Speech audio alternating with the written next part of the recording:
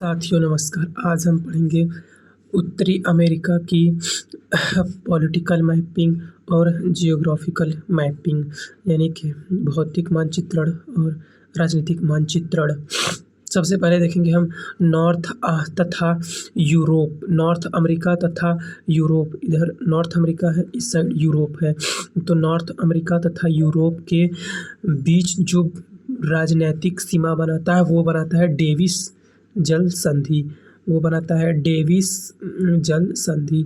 North America और Europe यानी दक्षिणी अमेरिका और यूरोप के बीच जो राजनैतिक सीमा बनाता है वो बनाता है डेविस जल संधि। डेविस जल संधि।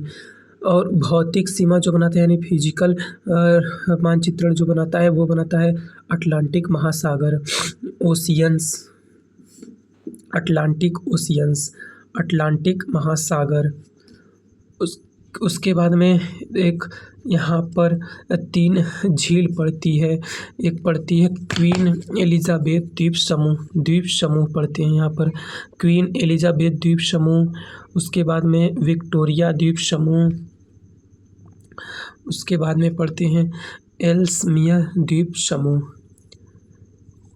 क्वीन एलिजाबेथ द्वीप समूह, विक्टोरिया द्वीप समूह और एल्समियर द्वीप समूह। अब हम पढ़ेंगे कि खाड़ी क्या होता है। खाड़ी जैसे खाड़ी तो गल्फ में भी खाड़ी होता है और बे में भी खाड़ी होता है, और एक होता है क्रीक। एग्जाम्पल के साथ देखेंगे, जैसे खाड़ी उसे कहते हैं जो 3 तरफ स्थल से घिरा हो। एक बड़ा स्थल जो 3 तरफ जल के निकायों से घिरा हो, जैसे एग्जाम्पल बंगाल की खाड़ी 3 तरफ स्थल से घिरा हुआ है, इसे बोलते हैं खाड़ी। और यही चीज़ जब छोटा स्थल हो जाएगा, जैसे खंभात की खाड़ी, ये 2-3 जगह से 3 एरिया में लैंड से घिरा होने की भूमि से घिरा हुआ है, ये है खंभात की खाड़ी। उसके बाद में क्रीक जैसे सर क्रीक, ये गुजरात के पास का जो सर क्रीक है, जो भी प्रेजेंट टाइम इस पे भी विवाद चल रहा है भारत और पाकिस्तान के बीच में। और इसमें अभी हमारी सैनिक इस पे आर्मी अभ्यास कर रहे हैं, आर्मी, नेवी और एयरफोर्स इस पे तीनों भी अभ्यास कर रहे हैं, युद्ध अभ्यास। और ऐसा, अब इसका डिफिनेशंस देखें, ऐसा जल निकाय जो 3 तरफ स्थल से घिरा उसे बे अथवा गल्फ अथवा क्रीक कहलाते हैं।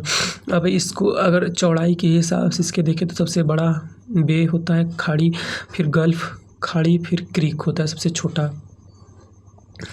उसके बाद देखेंगे कि जो आर्कटिक वृत्त है वो किन किन देशों को काटता है। आर्कटिक वृत्त किन किन देशों को काटता है, तो यूएसए, रसिया, कनाडा और डेनमार्क और आइसलैंड, ये और नॉर्वे, स्वीडन और फिनलैंड, ये इन देशों को काटता है। और जो कि फिनलैंड अभी नाटो का सबसे नया सदस्य है। इसमें से रसिया जो है वो रसिया से बॉर्डर बनाता है, फिनलैंड। उसके बाद में नॉर्वे भी रसिया से बॉर्डर बनाता है, ये याद रखना महत्वपूर्ण है। अभी एक चीज़ नया याद रखना कि फिनलैंड जो है अभी नाटो का सबसे नया सदस्य बना है। फिनलैंड रसिया का सबसे नया सदस्य बना है। उसके बाद देखेंगे कनाडा। अब आ जाएंगे कनाडा में ऊपर, अमेरिका से ऊपर कनाडा। तो कनाडा में सबसे बड़ी रेल लाइन बिछाई गई है जिसका नाम है Canadian trans Pacific rail line. Canadian trans Pacific rail line कहाँ से कहाँ तक है? हैलिफैक्स और वैंकूवर तक। हैलिफैक्स से वैंकूवर तक। वैंकूवर पड़ता है वेस्ट में और हैलिफैक्स पड़ता है ईस्ट में। तो हैलिफैक्स से वैंकूवर तक रेल लाइन का नाम Canadian trans Pacific rail line.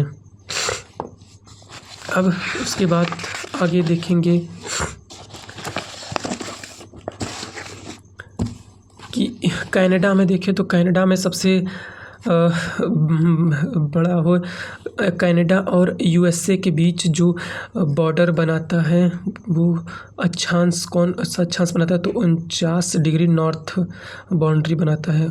Canada और यूएसए के बीच 49 डिग्री नॉर्थ बाउंड्री बनाता है अक्षांश। यूएसए में 50 स्टेट है, 50 देश, 50 राज्य हैं, जिसमें से 49 यूएसए में है और एक अलास्का का, 50 टोटल। उसके बाद में अगर हम एक चीज़ और देखें तो एरोप्लेन दुनिया में 2 ही जगह बनता है। एरोप्लेन दुनिया में 2 ही जगह बनता है। बाकी सब जगह तो बनने के बाद सप्लाई किया जाता है, जहाँ पे अपने हिसाब से फीचर्स बनाते हैं। जैसे एयर इंडिया, इंडिगो इंडिया में है, ये सब है। इंडिया में तो बस फीचर्स चेंज होते हैं सब देश में, लेकिन जो एरोप्लेन बनता है वो 2 ही जगह बनता है वो पूरी दुनिया में। एक है यूएसए में, यूएसए के सिएटल में, जो कि बोइंग कंपनी है। यूएसए में जो बोइंग कंपनी है, और ये बोइंग कंपनी कहाँ पर है? सिएटल में। सिएटल किस चीज़ के लिए फेमस है? एयरक्राफ्ट के लिए जाना जाता है। और दूसरा है एल्वा बस, जो फ्रांस में है। उसके बाद में देखें तो ये Latin America plus Mexico, south America plus central America plus Caribbean country शामिल है लैटिन अमेरिका में, जिसे बोला जाता है लैटिन अमेरिका। लैटिन अमेरिका में मैक्सिको, साउथ अमेरिका और सेंट्रल अमेरिका और कैरेबियन को बोला जाता है वेस्ट इंडीज। कैरेबियन को ही वेस्ट इंडीज बोला जाता है, कैरेबियन को ही। जो वेस्ट इंडीज पर्सनली कोई देश नहीं है, पर्सनली एक छोटा आइलैंड का टुकड़ा है, जो कई सारे देश मिलकर कैरेबियन कंट्रीज बनाते हैं या वेस्ट इंडीज बनाते हैं। उसके बाद में उत्तरी अमेरिका की सबसे ऊंची चोटी है देनाली या माउंटेन मैकिनली। अब इसी जगह से अपना वीडियो समाप्त करते हैं। आप लोग को अगर कोई भी समस्या हो तो आप कमेंट में बताइए, कोई भी डाउट हो तो। धन्यवाद।